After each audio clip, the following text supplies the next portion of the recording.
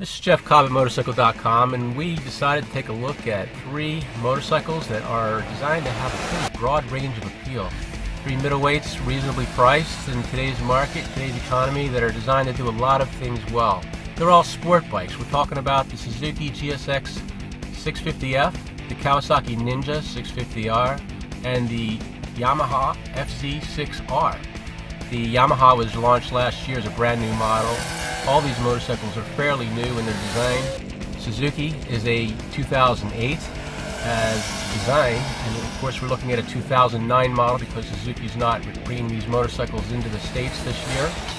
Kawasaki is a design that was around from 2006 that was all revamped in 2009.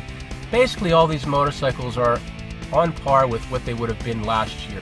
And what they are is sport bikes, but they're sport bikes with a twist. These are not hyper sport bikes. If you want those, you can spend a couple $1,000s more and you can get a super sport motorcycle that will do better at track days and 10/10ths riding.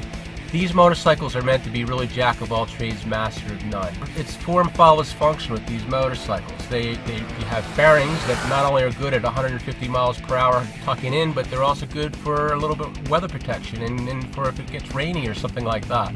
They have more upright ergonomics, which are comfortable. The engines also are retuned. They're basically detuned in the case of the 2 4-cylinders. That would be the Suzuki and the Yamaha. And Kawasaki is its own motorcycle. It's a twin cylinder, parallel twin. And all of them are making within 10 horsepower, but one another more or less comparable torque.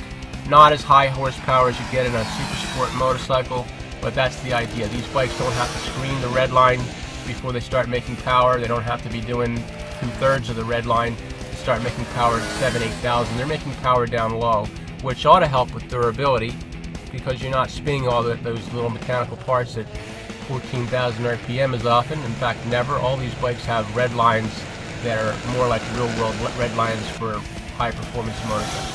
So here's the idea. These motorcycles are all-rounders. You can commute, you can go to a store, you can strap on luggage and get out of town on them, you can go to school on them, you can just have an extra bike.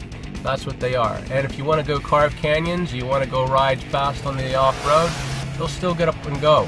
They're not as quick as the Hypersports as mentioned. These bikes ought to be good for about a 12.5 quarter mile, any one of them, although we did not have time to test them. They offer a lot of bang for the buck, and that's the idea.